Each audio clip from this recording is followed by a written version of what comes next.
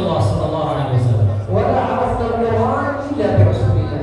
Tidak pula kita akan mengenal Al-Qur'an kecuali dengan wasilah Rasulullah sallallahu alaihi wasallam. Wa la 'arafna ukhuwat al-Islam illa bi Rasulillah. Dan tidak pula kita akan mengetahui ukhuwah Islamiyah, persaudaraan Islam kecuali dengan Rasulullah sallallahu alaihi wasallam. Wa la 'arafna hadha al-ijtima' al-mubarak wa anna al-malaikata tahduru ma'ana illa bi Rasulillah. Dan kita tidak akan memperoleh dahsyatnya keutamaan daripada berkumpul semacam ini kecuali dengan Rasulullah, kecuali dengan wasilah Rasulullah sallallahu alaihi wasallam. ولولا رسول الله لما استطاعت ألسنتنا أن تتحرك وتلهج بالقرآن. Kalau bukan karena wasilah dari Nabi sallallahu alaihi wasallam, maka sudah barang tentu lisan kita ini tidak akan mampu untuk membacakan Al-Qur'an yang Karim. لأن القرآن ثقيل. Karena Al-Qur'an ini amat berat sekali. إنا أنزلنا عليك قولا ثقيلا. Sebagaimana firman Allah Subhanahu wa taala, sesungguhnya kami turunkan kepadamu qaulan tsaqila, ucapan yang berat. لو أنزلنا هذا القرآن على جبل لرأيته خاشعا متصدعا من خشية الله. Juga dalam firman Allah Subhanahu wa taala yang lain, andai kata kami turunkan Al-Qur'an ini kepada gunung, maka niscaya gunung ini akan tunduk runtuh. ولكن يسره الله سبحانه وتعالى بلسان رسول الله. Akan tetapi karena luasnya rahmat Allah Subhanahu wa taala, jadi mudah bagi kita Al-Qur'an ini yang tadinya berat dengan siapa? Dengan lisan ya Rasulullah sallallahu alaihi wasallam. لذلك يقول أهل العلم لولا أن رسول الله صلى الله عليه وسلم نطق بالقرآن ويسرناه بلسانه، الحق سبحانه وتعالى يسره بلسان رسول الله لما استطاع أحد منا أن ينطق بالقرآن. Kalau bukan karena berkah daripada lisannya Nabi Muhammad sallallahu alaihi wasallam, maka disebutkan oleh ahlul ilm, oleh para ulama, niscaya tak akan ada seorang pun yang mampu untuk melafalkan Al-Qur'an. فإنما يسرناه بلسانه. Maka kata Allah Subhanahu wa taala, dengan lisannya, dengan berkah lisannya Nabi SAW, kami mudahkan membaca Al-Qur'an ini. وهذا الشهر العظيم المبارك هو فيه شرف للزمان، أضيف إليه أنه أنزل فيه القرآن. Bulan Ramadan ini adalah bulan yang diberkahi dari sisi waktu dan juga tempatnya, karena di dalamnya diturunkan Al-Qur'anul Karim. قال تعالى شهر رمضان الذي أنزل فيه القرآن. Sebagaimana firman Allah Subhanahu wa taala, bulan Ramadan yang diturunkan di dalamnya Al-Qur'an. ما هو القرآن؟ Apa itu Al-Qur'an? القرآن أيها الأحباب الكرام في اللغة العربية جمع قرء. كلمة قرآن قرء مفردها وهو الجمع. الجمع ya. Jadi kata beliau dalam bahasa Arab, Al-Qur'an ini asal katanya adalah Al-Qur'un, Qur'un yang maknanya adalah al-jama', mengumpulkan. أما في العرف فهو كلام الله المنزل على سيدنا رسول الله محمد صلى الله عليه وآله وسلم المعجز منه بسورة المتعبد بتلاوته. Adapun secara uruf yang sudah kita kenal secara istilah, Al-Qur'an ini adalah firman Allah Subhanahu wa taala yang diturunkan kepada Sayyidina Muhammad sallallahu alaihi wasallam, yang dengan membacanya adalah terhitung sebagai ibadah. فالقرآن عند أهل اللغة أنه القرآن هو الجمع، وهذه لماذا باللغة العربية؟ لأن القرآن عربي أنزل باللغة العربية. لذلك يقول النبي صلى الله عليه وسلم أحب العرب لثلاث: لأني عربي، والقرآن عربي، وكلام أهل الجنة عربي. Al-Qur'anul Karim sebagaimana yang sudah kita maklumi diturunkan Allah Subhanahu wa taala dalam bahasa Arab. Dan ini juga ada perintah dari Nabi sallallahu alaihi wasallam untuk kita menyukai, mencintai bahasa Arab. Disebutkan apa? Salah satunya dalam hadis disebutkan ahibbul Arabiyyah, ahibbul Arab, cintailah bangsa Arab atau bahasa Arab. Lihat karena 3 alasan. Yang pertama, Li'anna Al-Quran, li'anna Allah Al-Quran Arabian, karena bahasa Al-Quran itu juga adalah bahasa Arab. Walau bagi ahli jannah, penghuni surga juga bahasanya adalah bahasa Arab. Dan Nabi SAW juga berbicara dengan bahasa Arab. Laisa bil-lugha al-Arab anfusuhum. Laisa bil-lugha. La, laisa bahasa. Asy-sya'b. Bangsa Arab. Kita harus mencintai bangsa Arab karena 3 alasan. Saya ulangi. Bangsa Arab kita harus cinta kepada mereka karena 3 alasan. Satu, karena Nabi SAW sendiri adalah merupakan bangsa Arab. Yang kedua, Al-Quran bahasanya adalah bahasa Arab. Dan yang terakhir, penghuni surga kata Nabi SAW bahasanya juga adalah bahasa Arab. Idza arafna anna al-Quran huwa kalamullah al-munzal ala Rasulillah, kharaja bihi al-munzal ala man qablahu min al-anbiya. فالتوراة أنزلت على موسى، الإنجيل أنزلت على عيسى، الزبور أنزلت على داود. أيضا هناك صحف، إن هذا لفي الصحف الأولى صحف إبراهيم وموسى. Setelah kita mengetahui bahwa Al-Quran ini adalah firman Allah yang diturunkan kepada Nabi Muhammad SAW, yang dengan membacanya adalah merupakan ibadah, maka kita juga mengetahui ternyata ada kitab-kitab suci lain yang diturunkan kepada Nabi-Nabi terdahulu. Sebagaimana yang sudah maklum bagi kita, Taurat diturunkan kepada Sayyidina Musa alaihissalam, Injil kepada Sayyidina Isa alaihissalam, dan juga sampai kepada suhuf Ibrahim dan Musa alaihissalam. ومن واجبات الإيمان عندنا أن نؤمن بكتب الله. Dan di antara kewajiban kita iman kepada kitab-kitab Allah Subhanahu wa taala. لأن أركان الإيمان 6. Karena rukun iman yang sudah maklum ada 6. أن تؤمن بالله، Beriman kepada Allah Subhanahu wa taala, وملائكته، iman kepada malaikat Allah Subhanahu wa taala, وكتبه، kitab-kitab Allah Subhanahu wa taala, ورسله، Rasul-Rasul Allah Subhanahu wa taala, وباليوم الآخر، pada hari akhir, وبالقدر خيره وشره. dan kepada qadar baik dan buruknya Allah Subhanahu wa taala. قال تعالى: آمن الرسول بما أنزل إليه من ربه والمؤمنون كل آمن بالله وملائكته وكتبه ورسله. Sebagaimana dalam firman Allah yang sudah insyaallah kita hafal semuanya, amana ar-rasulu bima unzila ilaihi min rabbih wal mu'minun. Kullun amana, semuanya beriman kepada Allah, Rasulnya, dan sampai di akhirat. إذا يجب علينا الإيمان بكتب الله، والكتب التي يجب علينا الإيمان بها تفصيلا 4. قال صاحب عقيدة العوام: 4 من كتب تفصيلها توراة موسى بالهدى تنزيلها، زبور داود، وإنجيل على عيسى، وفرقان على خير الملائكة. Yang diwajibkan kepada kita untuk beriman kepada kitab ada 4. Sebagaimana yang sudah maklum, yang pertama adalah iman kepada kitab Taurat yang diturunkan kepada Sayyidina Musa alaihissalam, kemudian Injil kepada Isa alaihissalam, Zabur kepada Nabi Daud alaihissalam, suhuf Ibrahim Musa. Al-Quran, dan yang keempat adalah kitab suci Al-Quran Karim. Dan هذه 4 كتب: القرآن، التوراة، الإنجيل، الزبور. وهناك صحف إبراهيم وموسى، وصحف الخليل والكريم فيها كلام الحكم العليم.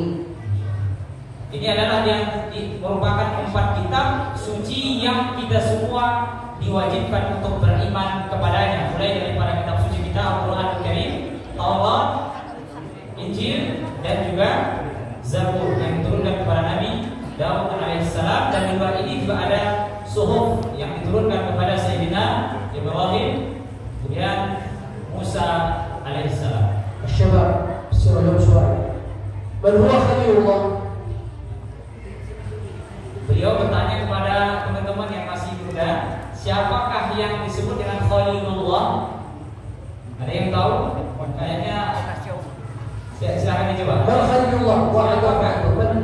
Satu orang coba, siapa yang mau coba? Kita sering dengar Khalilullah, ada Kalimullah, Nabi Musa. من خليل الله؟ Khalilullah, Isa alaihissalam. Kalau Khalilullah itu siapa? Ada? اختار واحد، اختار واحد. Satu orang, coba.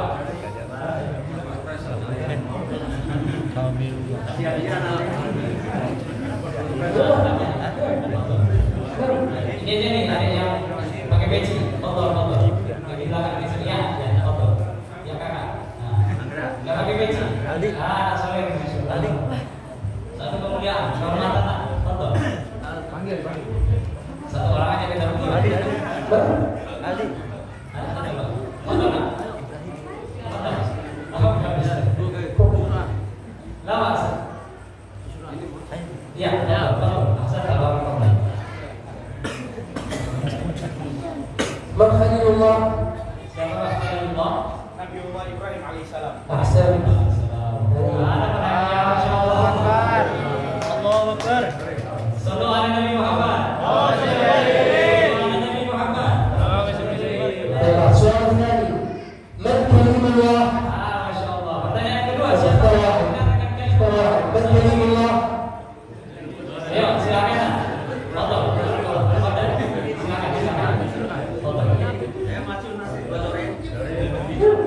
Nama maju. من كلم الله؟ موسى عليه السلام. وهكذا ديانته. إذا عرفنا الكتب أربعة: القرآن، التوراة، الإنجيل، الزبور، وصحف إبراهيم وموسى.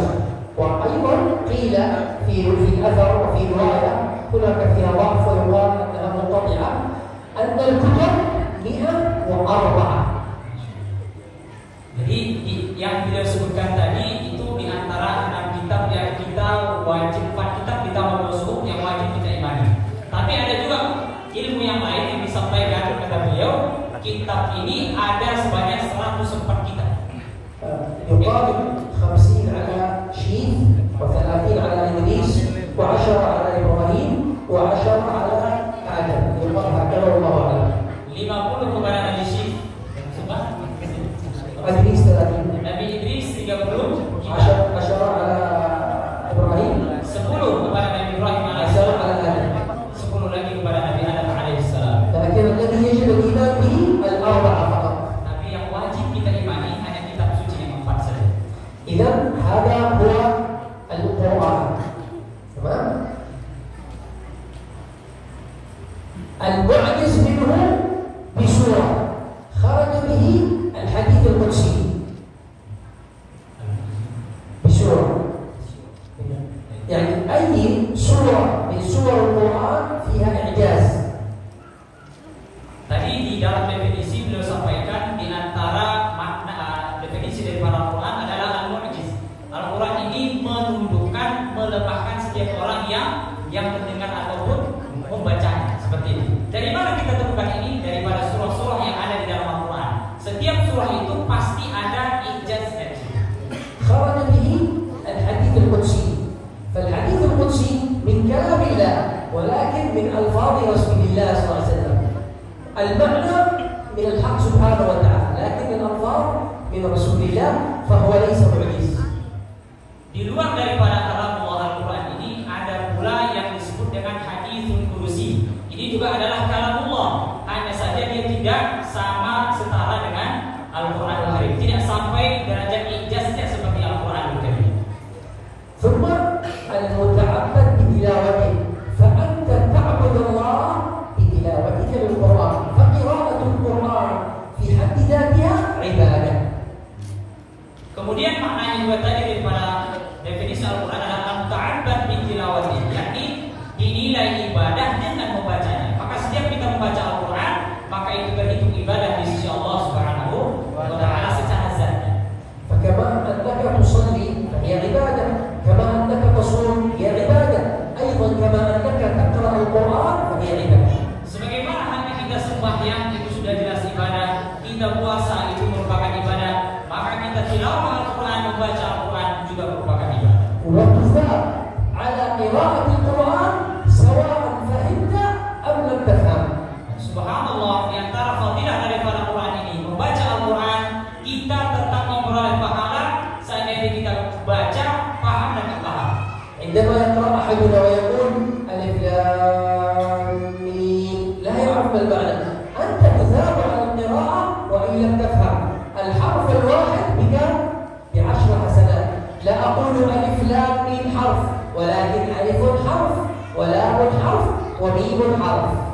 Seandainya di antara kita membaca alif lam mim dan dia tak paham maknanya sama sekali, maka tetap Allah akan berikan dia balasan pahala dari sisi Allah Subhanahu wa taala sebanyak 10 kebaikan setiap hurufnya. بخلاف الأذكار، الأذكار لا تثاب عليها إلا إذا عرفت المعنى الإجمالي لها. إذا قال الإنسان سبحان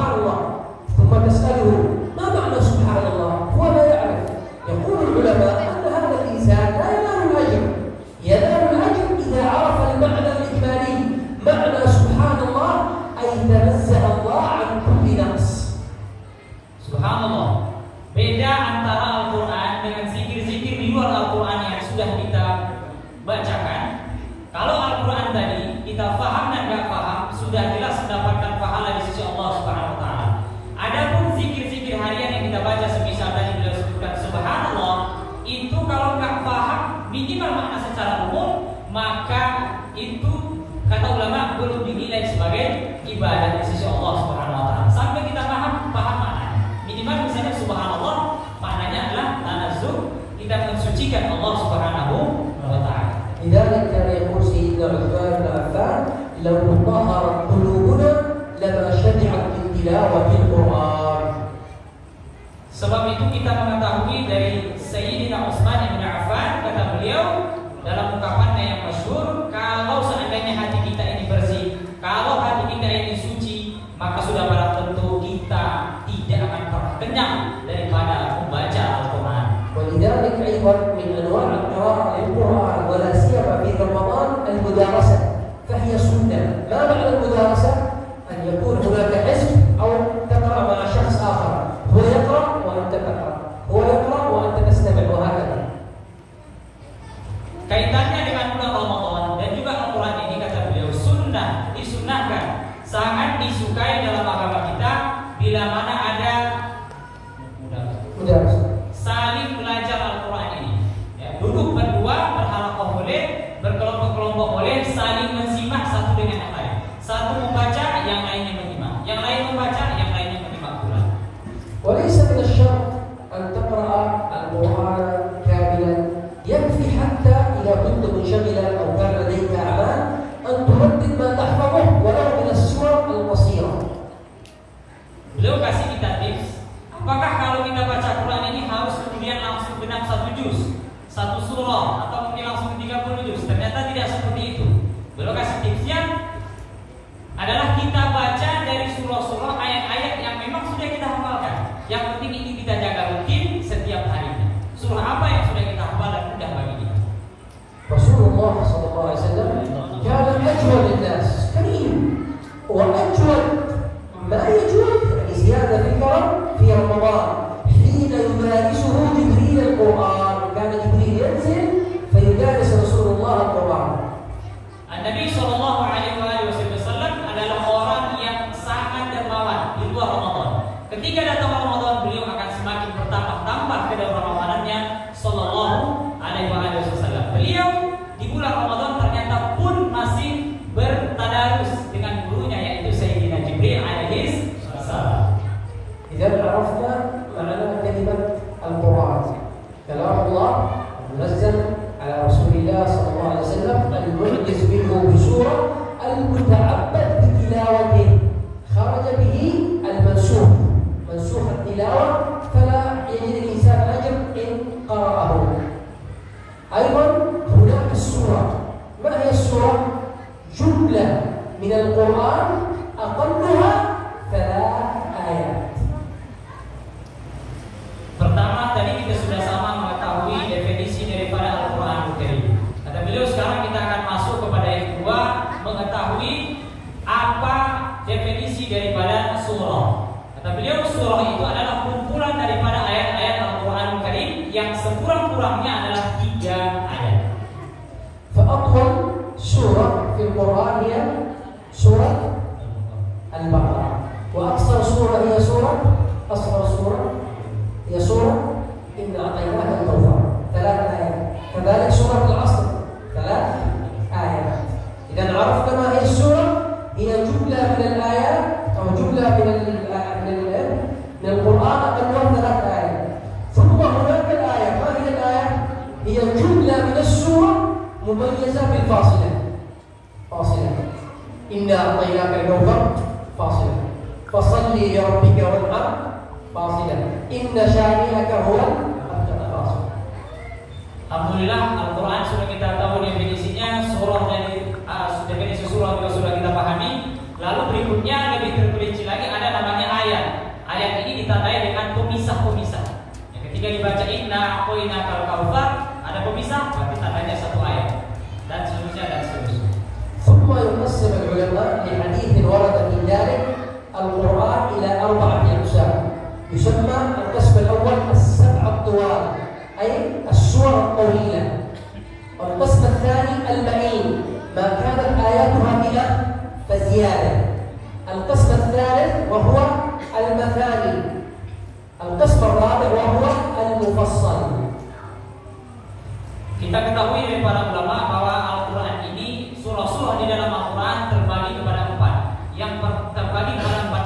bagian. Yang pertama adalah As-Sab'u At-Tiwal, yakni 7 surah di dalam Al-Quran yang ayatnya panjang-panjang sekali. Lalu yang kedua Al-Ma'in, disebut dengan Al-Ma'in. Al-Ma'in, yakni ayatnya aksar min lebih daripada 100 ayat. Al-Thalis Al-Masani, yuqal al-Fatihah. Al-Masani ada yang menyebutkan maknanya adalah surah Al-Fatihah. Dan yang terakhir Al-Rabi' Al-Mufassal. Al-Mufassal, yakni ayat-ayat yang pendek. فالمثاني يقال أنها الفاتحة وتسمى السبع المثاني ويقال هي ما دون 200 وفوق المفصل. ما دون 100 وفوق المفصل. Kaitannya dengan samaan yang ketiga tadi, yakni Al-Masani, ada ulama yang menyebutkan jelas itu adalah surah Al-Fatihah, sebagaimana yang sudah maklum. Ada pula yang mengatakan itu adalah yang lebih daripada 200, aksar min 200. Lebih daripada 100 ayat. Ada pula yang mengatakan di luar daripada ayat-ayat yang terperinci atau yang pendek. إذا عرفنا 4 أقسام: السبع الطوال، المعين، المثاني، المفصل. ما هي السبع الطوال؟ السور الطويلة: 1 البقرة، 2 آل عمران، 3 النساء، 4 المائدة، 5 الأنعام، 6 الأعراف، 7 قيل التوبة وقيل التوبة مع الأنفال. Jadi dari 4 bagian tadi daripada surah-surah yang ada di dalam Al-Quran, yang pertama tadi, yang pertama adalah Masani, sudah kita bahas. Lalu yang kedua ada As-Sab'u Tiwal.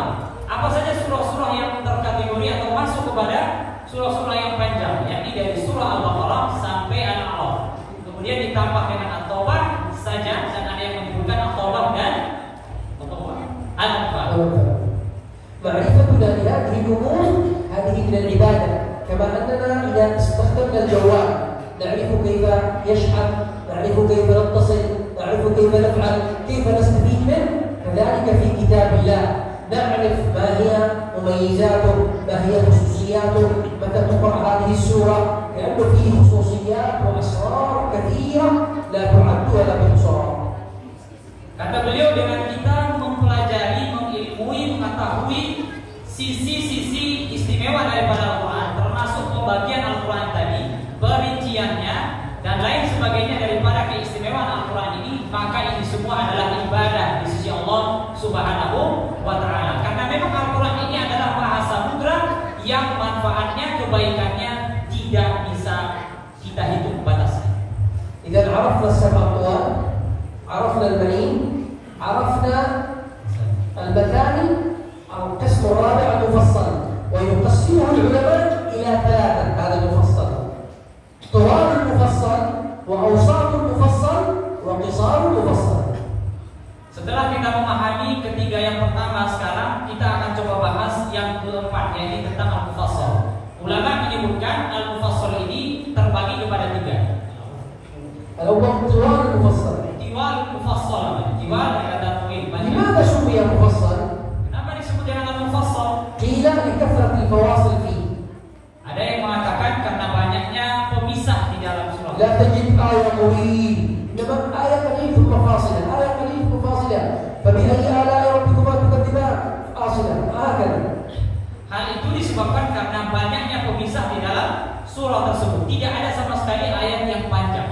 وقيل لكثرة الفصل بين السورة والبسملة، فالسورة غالبا ما تكون من صغيرة ثم يأتي بعدها البسملة ثم تنتهي فتأتي بعدها البسملة.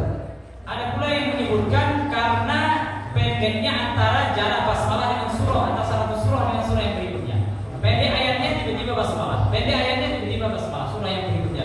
Ada yang mengatakan karena itu. شهر القرآن فرصة عظيمة أن نتعرف وإياكم على بعض علوم القرآن. Bulan Ramadan ini, kata beliau, adalah bulannya Al-Quran yang sebaiknya kita gunakan untuk berta'aruf, berkenalan dengan sebaik-baiknya kepada Al-Quran. لو أن كل سنة نخصص لنا وقتا قليلا للتعرف على جزء من علوم القرآن لن تمر بنا 5 سنوات إلا ونحن علماء في علوم القرآن. Subhanallah, kata beliau, andai kita menginvestasikan waktu kita untuk membahas tentang ilmu-ilmu Al-Quran, maka tidak perlu waktu lama, cukup 5 tahun saja. Mudah-mudahan kita sudah akan menjadi alim daripada ulumul Al-Quran.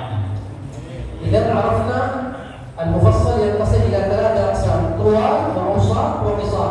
من أين يبدأ الطوال؟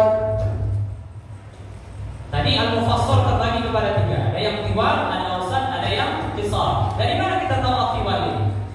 طوال المفصل يبدأ من سورة قاف إلى عما يتساءلون. Disebutkan oleh beliau yang termasuk tiwal ini adalah al-mufassal tiwal itu dari surah Qaf juz yang ke-26. Juz 26 sampai dengan An-Naba juz 30. وأوساط المفصل تبدأ من عما يتساءلون إلى الضحى. Adapun al-awsat mufassal itu adalah dari amma yatasaalun sampai kepada surah Duha. وقصار المفصل من الضحى إلى سورة الناس. Dan yang terakhir qisar mufassal dari surah Duha sampai kepada surah An-Nas. إذا هذا جزء بسيط فيما يتعلق بالقرآن. نزول القرآن له تنزلات. نزل جملة واحدة ثم نزل مفرقا منجما على فترات بحسب الوقائع والأحداث التي تحصل مع رسول الله صلى الله عليه وآله وسلم.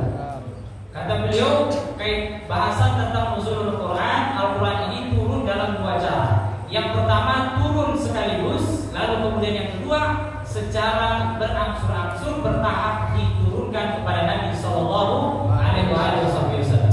هناك آية تقول شهر رمضان الذي أنزل فيه القرآن، وهناك آية أخرى تقول إنا أنزلناه في ليلة القدر، وهناك آية أخرى تقول إنا أنزلناه في ليلة مباركة. كيف نجمع بين هذه ال3 الآيات؟ نجمع أن القرآن له تنزلان. التنزل الأول من اللوح المحفوظ إلى السماء الدنيا في شهر رمضان في ليلة القدر، فالليلة المباركة هي ليلة القدر.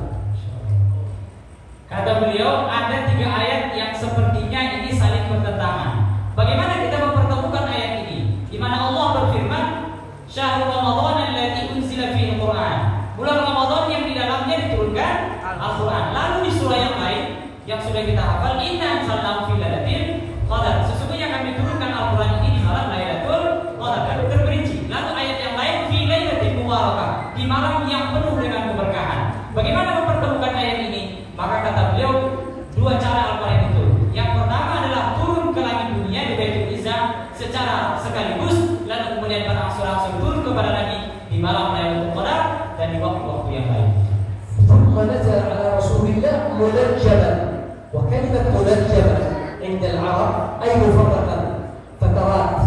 ولذلك يقول سيدنا ابن عباس هذا قوله تعالى فلا أقسم بمواقع النجوم، أي بالأوقات التي نزل فيها القرآن. Setelah tadi turun kepada langit dunia, maka munajjam dalam bahasa Arab selanjutnya Al-Quran ini turun kepada Nabi secara berangsur-angsur. Makna lainnya adalah munajjam itu mufarraq, yakni terpisah, ya sesuai dengan keadaan kejadian yang dialami oleh Nabi Sallallahu Alaihi Wasallam. لذلك جاء علوم القرآن وما يهتم بمسألة النزول، فأسباب النزول حتى اهتم الصحابة رضوان الله عليهم من شدة حرصهم على معرفة الآيات أن أحدهم يعرف متى نزلت هذه الآية وفي أي وقت، حتى قسم العلماء علوم القرآن أو نزول القرآن إلى مكي ومدني، وإلى صيفي وشتائي، وإلى ليلي ونهاري، وإلى حضري وإلى سفري. Kata beliau, betapa para sahabat itu sangat semangat dan ingin tahunya tentang Al-Quran ini, sampai-sampai mereka itu akan mencari tahu ayat demi ayat detail daripada ayat itu.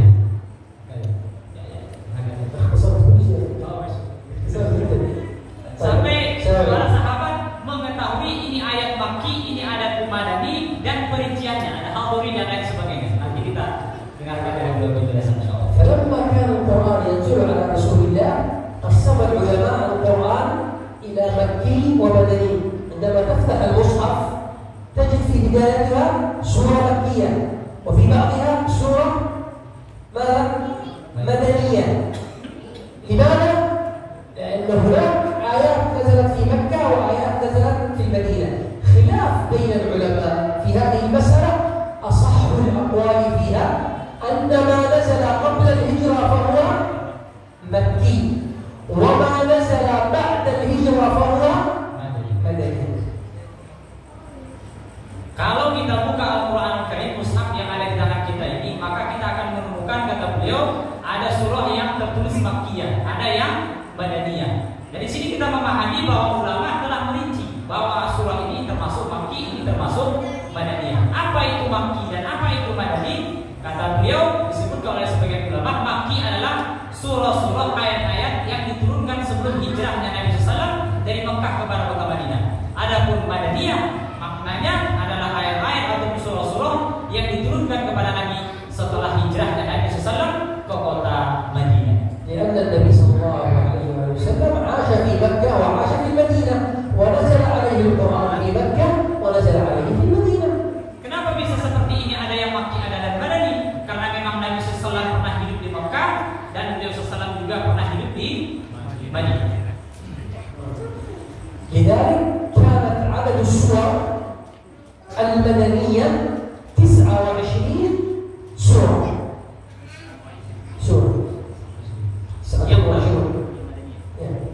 Yang termasuk dalam surah-surah Al-Madaniyah yang turun di kota Madinah, kata para ulama 26 surah.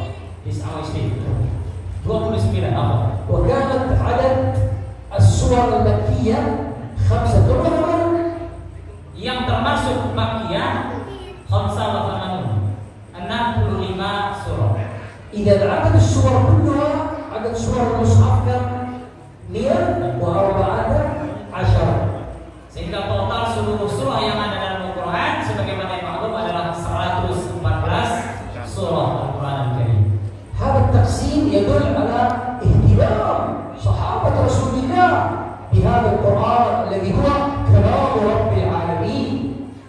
Pembagian yang detail perinci semacam ini, kata beliau, dari para sahabat terhadap Al-Quran merupakan perhatian mereka yang luar biasa kepada firman Allah Subhanahu wa ta'ala. ثم قسموه إلى حضرين، أي الآيات التي نزلت في الحضرين المدينة وفي أثناء الإقامة، وسفري عندما النبي كان يخرج إلى غزوة من الغزوات في السفر تنزل عليه آية، هذا يسمى سفري. Lalu kata beliau ada lagi ayat yang disebut dengan ayat hadari dan ada ayat safari. Hadari maknanya ayat yang turun kepada Nabi SAW di kota Madinah dan dalam keadaan beliau sedang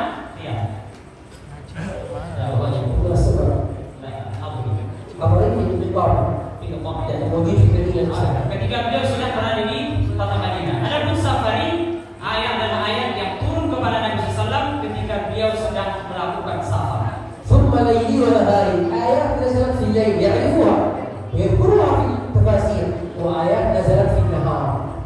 Lalu ada laili dan ada nahari, yakni kalau nahari berarti ayat yang diturunkan kepada Nabi di siang hari, dan laili yang menunjukkan bahwa ayat itu turun kepada Nabi di waktu malam hari. حتى يقولون أن آيات تحويل القبلة من الآيات الليلية.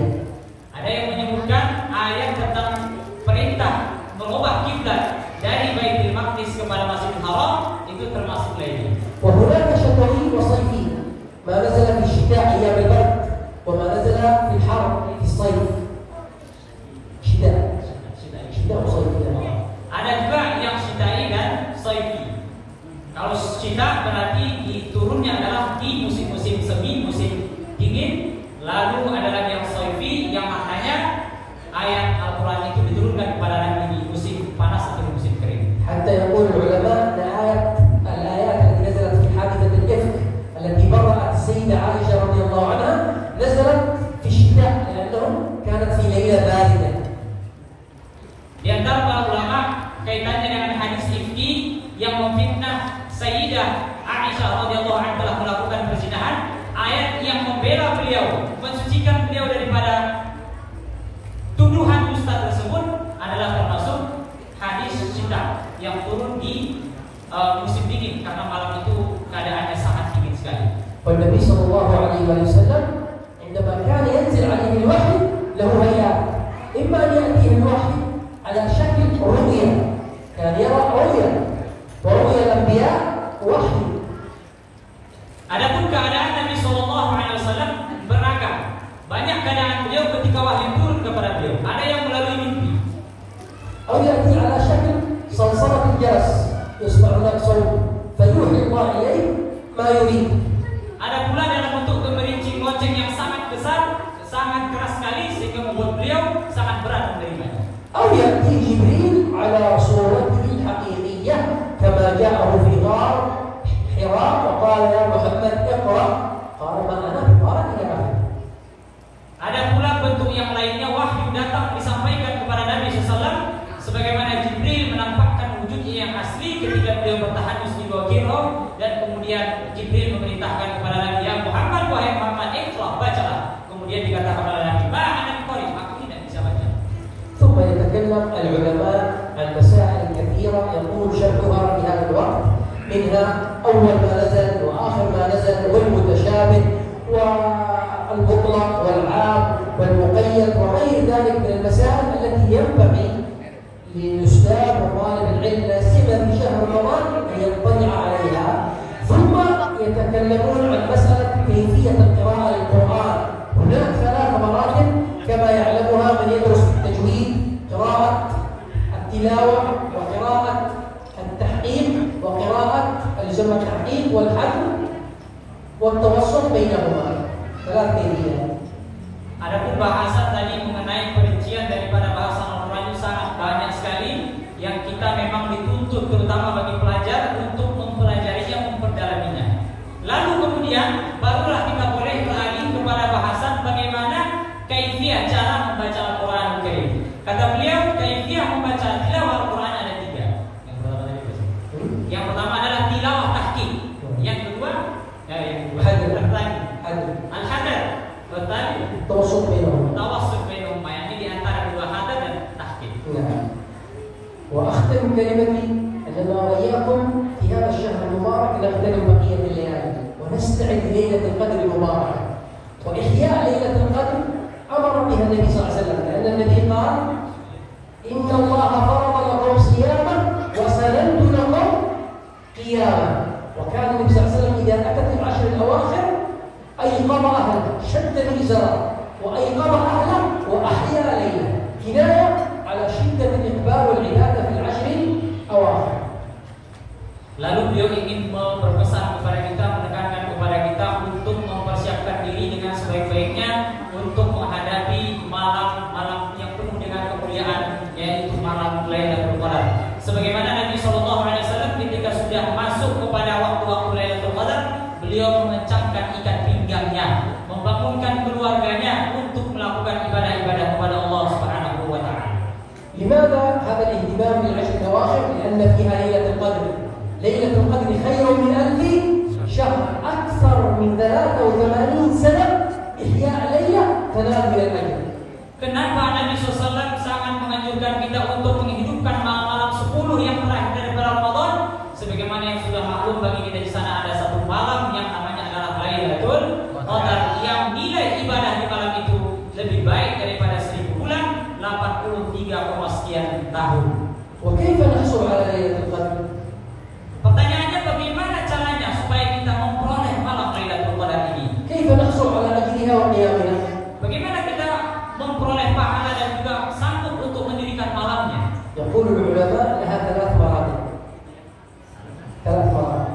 Ada 3 cara. المرتبة الأولى أن تصلي العشاء في جماعة والصبح في جماعة، تدرك بلا شك جزءا من ونصيبا من ليلة القدر. Cara yang pertama, mungkin bagi kita yang sibuk dan lain sebagainya, tidak bisa iktikaf dan lain sebagainya, maka beliau berikan solusi: ikuti sholat isya berjamaah, 2 sholat subuh berjamaah. Mudah-mudahan kita sudah dapat keutamaan Lailatul Qadar. لأن المقصود من ليلة القدر أن تنزل عليك الملائكة تسلم عليك وأنت ليس في غفلة وأنت في عبادة. العبادة متى تبدأ الملائكة؟ منذ ليلة بعد المغرب إلى الفجر. فإذا صليت العشاء في جماعة والصبح في جماعة لا شك أن الملائكة ستمر بك وستسلم عليك كما قال تعالى سلام هي حتى مطلع الفجر. Intinya adalah bagaimana kita di malam-malam Lailatul Qadar itu dalam keadaan ketika malaikat datang mendekati kita adalah kita sedang dalam keadaan tidak lalai, sedang melakukan ibadah kepada Allah Subhanahu wa Ta'ala. المرتبة الثانية لمن أراد الزيادة أن تصلي العشاء في جماعة والفجر في جماعة وتضيف على زيادة صلاة العشاء التراويح والوتر وشيء من الأعمال في الليل. Adapun martabat yang kedua, cara yang kedua adalah dengan cara kita tambah daripada sholat jamaah isya subuh tadi dengan tarawih, dengan witir dan amalan-amalan soleh lainnya. والمرتبة الثالثة أن يحيي إنشاء الليل كله من بعد صلاة المغرب يتفرغ للعبادة وصلاة العشاء وصلاة التراويح وصلاة الوتر وصلاة القيام إلى أن يطلع الفجر فينوي الاعتكاف في مسجد أو في مجلس أو في شيء من الأماكن المباركة يذكر الله في الوقت كله لا ينشغل بشيء آخر. Yang ketiga ini yang paling istimewa, bagaimana seseorang itu mampu menghidupkan malam-malamnya mulai dari maghrib sampai dengan subuh sepanjang malam suntuk dengan ibadah-ibadah kepada Allah Subhanahu wa Ta'ala tanpa melakukan kelalaian sedikit pun, tanpa melakukan kesibukan dunia sedikit pun. انتهينا إن شاء الله من الموضوع وأريد أن أنبه على مسألة. Beliau cukupkan pembahasan ini dan beliau ingin menekankan satu hal yang sangat penting. النبي صلى الله عليه وسلم قال إنما جعل الإمام ليؤتم به أي لا تتقدم على الإمام فإذا كبر فكبروا وإذا سلم فسلموا. Kata beliau disebutkan dalam hadis Nabi SAW, sesungguhnya imam itu ada untuk diikuti oleh makmum, maka jangan sampai kita kemudian mendahului imam dalam setiap gerakan daripada sholat. عندنا في مذهب الإمام الشافعي يسمي الإمام أو المنفرد المصلي عندما يسلم يقول هكذا السلام عليكم ميم عليكم وهو متجه للقبلة السلام عليكم ورحمة الله السلام عليكم ورحمة الله. فإذا كان إماما المأموم لا يسبقه إذا قال السلام عليكم ورحمة الله مأموم له يسبقه انتبه حتى ينتهي الإمام من التسليم الثاني. إمام السلام عليكم ورحمة الله السلام عليكم ورحمة الله مأمون المأمون السلام عليكم ورحمة الله السلام عليكم ورحمة الله. Dalam mazhab Imam Syafi'i yang kita maklumi bahwa mazhab Syafi'i ini termasuk yang sangat ketat dalam hukum.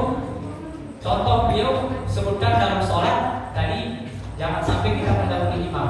Termasuk ketika salam dalam mazhab Imam Syafi'i ketika imam mengucap sebelum imam mengucap salam yang kedua, Assalamualaikum warahmatullahi wabarakatuh, maka makmum jangan sampai mendahului imam karena tentu akan berpengaruh kepada sholat kita. نسأل الله سبحانه وتعالى أن يتقبل صلاتنا وصيامنا وسائر أعمالنا وأن يجعلنا وإياكم في هذا الشهر المقبولين وأن بعين العناية والرعاية. اللهم يا الله يا الله يا لطيف يا كافي يا غني يا مغني يا فتاح يا رزاق يا كريم يا وهاب يا مقوي يا معطي يا جواد يا حنان يا ربنا يا الله إنك وعدتنا ما أمرتنا فاستجب لنا كما وعدتنا إنك لا تخلف الميعاد فإنا لا نستطيع دفع ما نكره ولا نملك تحصيل ما نرجو إلا بقوتك فلا تهدي أفضل منا إليك ولا تغنى منك عنا. اللهم لا تشرك بنا عدوا ولا تشرك بنا صديقا وارحمنا اللهم رحمة تغنينا بها عن رحمة من سواك واجعلنا بما تبلغنا به غاية رضا وافعل ذلك بوالدينا وأولادنا وإخواننا وسائر قراباتنا ومعلمينا ومشايخنا في الدين وجميع المسلمين. نسألك يا الله يا الله يا الله يا لطيف يا كافي يا غني يا مغني يا فتاح يا رزاق يا كريم يا وهاب يا جواد يا منان يا رحمن يا رحيم يا كريم نسألك بأسمائك الحسنى وكلماتك التامات التي مننت بها على آدم حين عصى فأقلت منه العثرات أقل عثراتنا وتحملت بعاتنا واعف عن سيئاتنا وجد علينا بفضلك وقربك واجعلنا من خالص أهل المحبة من حزبك. اللهم اقطع به عنا جميع القطاع للطريق وأجرنا من الزيغ والابتداع والتعويل وكلنا يا سيدي متوليا في جميع الأمور واشرح لنا الصدور ونور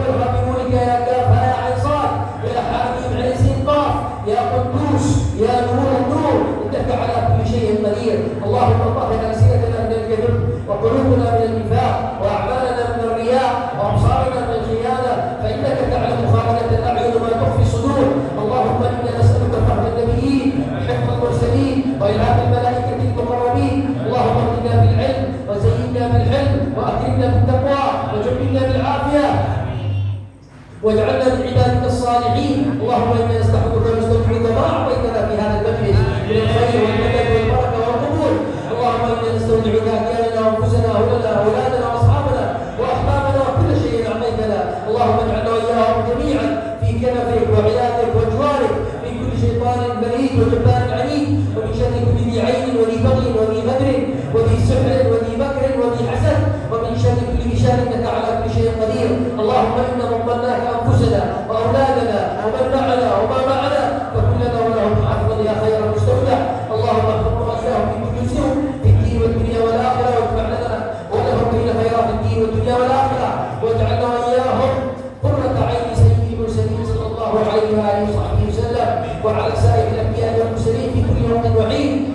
ونسألك اللهم سبحانه وتعالى أن تمن علينا بالقبول، وأن تبلغنا ليلة القدر المباركة، وأن ترزقنا اغتنامها على الوجه الذي تحبه وترضاه في خير ولطف وعافية، وأن تبارك في هؤلاء الحاضرين وفي أولادهم وفي نسائهم وفي أموالهم وفي بيوتهم وفي هذه القرية، وأن تجعلهم متحابين فيه متعاونين فيه، وأن تخرج منهم العلماء والصلحاء يا رب العالمين يا أرحم الراحمين. وارحم أموات هذه القرية ومن دفن في هذه القرية وأموات لا إله إلا الله أجمعين، واجعلنا وإياهم من المتحابين فيه المتعاونين فيه المتزاورين فيه، نحينا على لا إله إلا الله، وارزقنا بلا إله إلا الله، وارحمنا بلا إله إلا الله، واجعل آخر كلامنا من هذه الدنيا لا إله إلا الله بحقائقها متحققين ظاهرا وباطنا حسا ومعنى على هذه النية وكل نية صالحة جامع الخيرات الدنيا والآخرة، وعلى ما قرئت عليه الفاتحة